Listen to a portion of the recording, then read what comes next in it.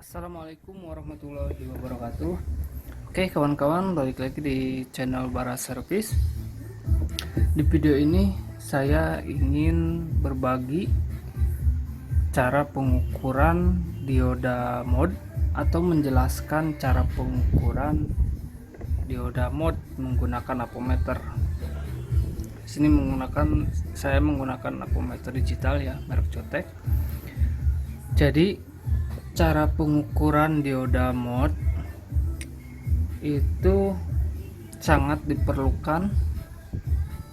Kenapa saya bilang sangat diperlukan? Itu adalah langkah awal kita akan mengeksekusi handphone ini yang trouble itu di area mana gitu kan.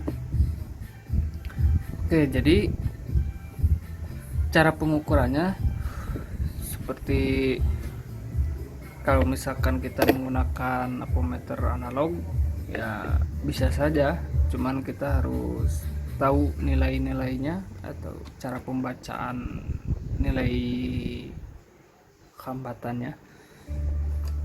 Di sini saya menggunakan apometer digital biar mudah pembacaannya. Jadi untuk pengukuran dioda mode atau hambatan dalam, nilai hambatan dalam itu kita set apometer di mode dioda. Nah, ini dioda mode.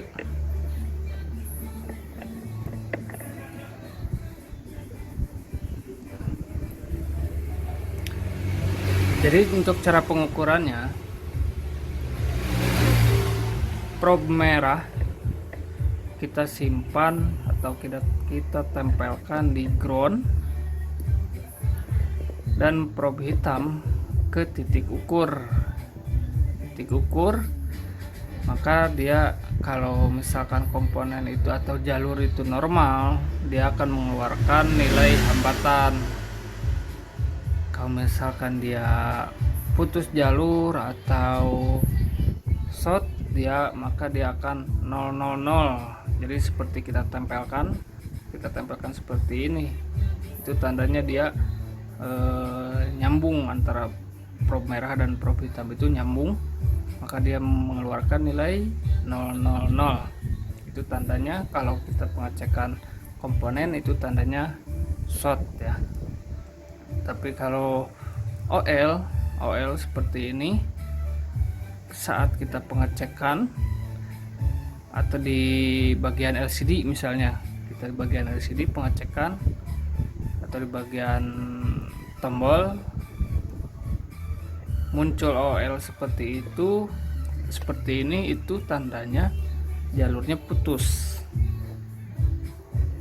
Ini untuk pengecekan dioda mode ini bisa kita dua sekaligus pengecekan ya, pengecekan nilai hambatan dan nilai jalur dan pengecekan jalur. Oke, contohnya seperti ini. Misalnya kita akan mengecek di area soket LCD. Ya, area soket LCD ini memang ada bagian pin yang OL dan ada juga yang ground, namun kebanyakan ini dia harus mengeluarkan hambatan. Misalnya seperti ini, kita probe merah kita tempelkan di ground dan probe hitam kita ke titik ukur. Kita cek. Nah, seperti ini dia mengeluarkan nilai 243. Itu tandanya dia si jalurnya normal, hambatannya pun normal. Kalau misalkan kalian punya Borneo skematik itu lebih mudah, karena di Borneo skematik itu ada bagian dioda mode. Jadi dia akan menampilkan beberapa nilai hambatan di pin-pin seperti pin LCD, pin cas, soket kamera, soket LCD dan soket cas, itu dia akan menampilkan nilai-nilai hambatan atau nilai-nilai dioda mode-nya. Ada beberapa yang OL, ada beberapa yang ground, itu memang ground. Tapi kalau OL hanya beberapa saja. Itu OL tandanya memang tidak dipakai. Tapi kalau misalkan di skema Borneo skematik itu dia harus ngeluarin tegangan, tapi ketika kita cek di sini tidak mengeluarkan atau OL atau malah kosong-kosong, itu tandanya bermasalah ya. Oke, jadi berhubung Borneo skematiknya lagi error server, jadi saya tidak bisa ngasih contohnya. Ini hanya gambaran saja. Jadi ketika kita pengecekan, misalkan di tombol, misalkan tombol on atau volume, nah dia mengeluarkan nilai 962. Ini power dan ini volume down dan ini volume up. Nah, dia normal. Namun ketika apabila kita cek di salah satu pin ini, di tombol power misalkan atau di volume down, ketika kita cek pinnya ketika cek di sini dan nilainya malah 000, itu short, tandanya short, dia short, ada komponen yang short. Kalau misalkan ketika kita cek dia malah OL seperti ini, itu tandanya dia putus jalur. Nah, putus jalur, kita buka Borneo skematik, larinya kemana. Tapi kalau misalkan short, ketika kita cek di sini dia malah 000, itu biasanya ada short di kapasitor atau dioda. Bisa langsung sebenarnya kita suntikan tegangan, atau bisa dilihatlah di skema jalurnya kemana, komponennya, dia ada komponen apa saja di jalur volume, di jalur itu gitu ya, seperti itu. Ini adalah cara awal penanganan, pengecekan dulu ya, pengecekan dioda mode dulu. Nanti kalau misalkan dia ada yang short atau ada yang putus jalur, maka dia akan nunjukin di sini nilainya. Kalau misalkan putus jalur dia OL, tapi kalau misalkan dia short dia 00000, atau malah dia ngeluarin hambatan tapi hampir mendekati 0 gitu, seperti misalkan 00 atau 015 misalkan, atau 020, itu tandanya kapasitor atau komponen di jalur itu ada yang bocor. Nah, seperti itu. Ini adalah termasuk pengecekan komponen pasif ya, komponen pasif. Lalu bagaimana ketika kita cek misalkan di soket LCD itu normal semua, misalkan kita normal, ini ketika kita cek semua pinnya ini dia normal, yang OL memang OL, yang ground memang ground, dan yang harus ngeluarin nilai dia ngeluarin, dia normal. Ketika pengecekan dioda mode, itu langkah kedua adalah pengecekan komponen aktif. Jadi posisinya kita hidupkan dulu handphone, kita cek di area LCD bagian-bagian tegangannya seperti pireg, pol LCD yang 5 volt, lalu pengecekan tegangan lampu seperti itu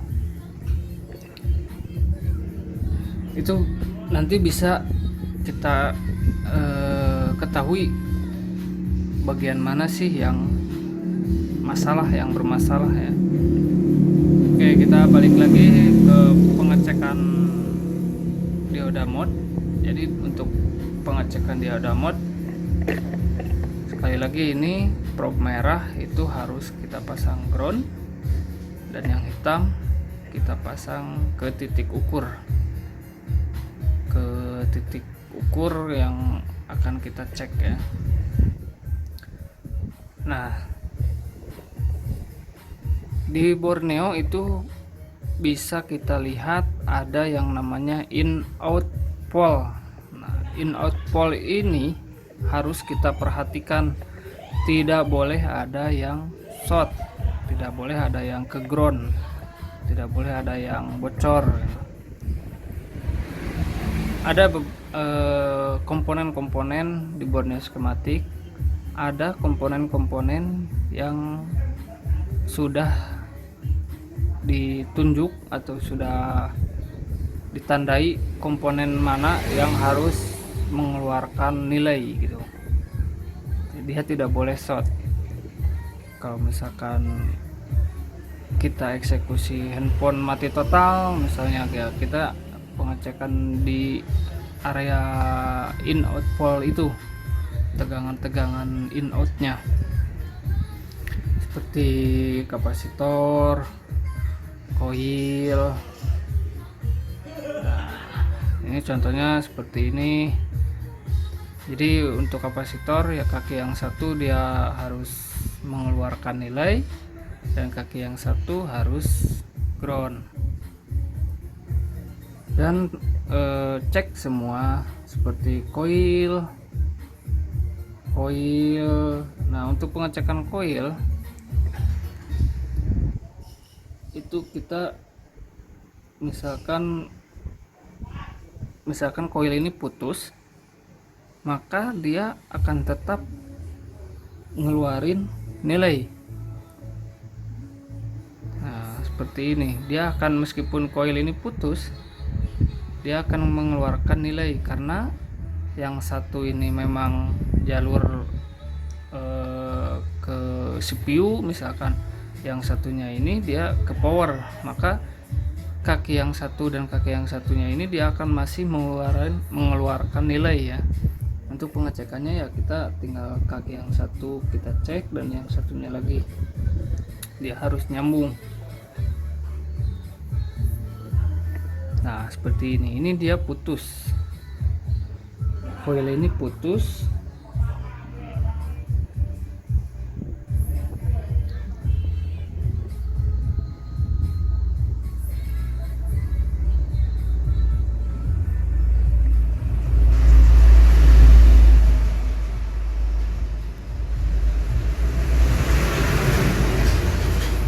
Kalau misalkan koil ini nyambung, maka dia akan 000 seperti ini. Nah, seperti itu. Oke, bentar saya cari dulu. Enggak nyambung si pinnya. Nah, kalau misalkan pengecekan koil seperti ini, pastikan itu dia kena ya ke kakinya.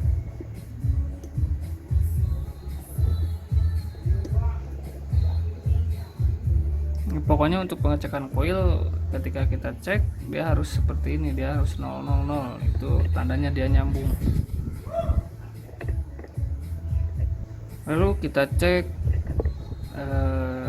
kapasitor yang dekat IC power misalkan.